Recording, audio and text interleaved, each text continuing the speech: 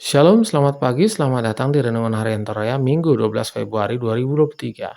Sebelum kita masuk dalam Renungan Harian Toraya, mari kita berdoa. Bapa, di dalam nama Tuhan Yesus, terima kasih atas pagi yang cerah ini Tuhan. Kami berdoa untuk membaca firman-Mu, biarlah firman-Mu ini tetap tinggal di hati kami dan kami lakukan setiap hari. Di dalam nama Tuhan Yesus, haleluya, amin. Bacaan terdapat pada 1 Yohanes 2 ayat 7-17. Perintah yang baru.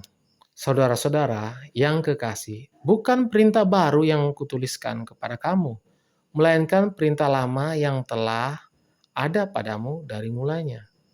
Perintah lama itu ialah firman yang telah kamu dengar, namun perintah baru juga yang dituliskan kepada kamu telah ternyata benar di dalam Dia dan di dalam kamu, sebab kegelapan sedang lenyap dan terang yang benar telah bercahaya. Tema hari ini adalah perwujudan kasih.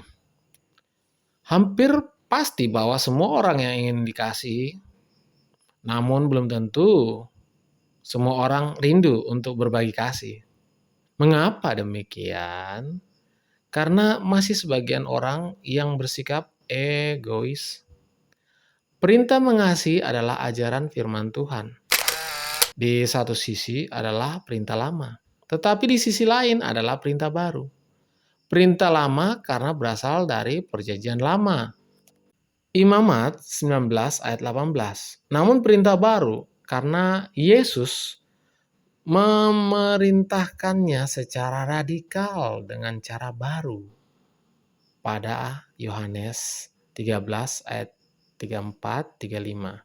Ini merupakan perintah baru karena kasih yang diajarkan oleh Tuhan Yesus adalah kasih yang melampaui aturan-aturan kaku dalam perjanjian lama. Di dalam kasih tidak ada kegelapan, melainkan terang yang bercahaya pada ayat yang ke-8.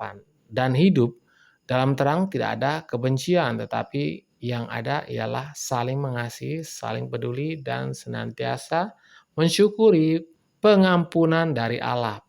Ayat 9-12. Dalam ajaran Tuhan Yesus, kasih tidak sekedar menghormati orang lain, tetapi mengorbankan diri dan menjadi hamba.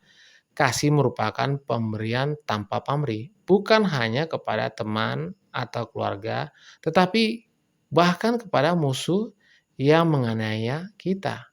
Kasih semacam itulah yang harus nyata di dalam kehidupan orang percaya.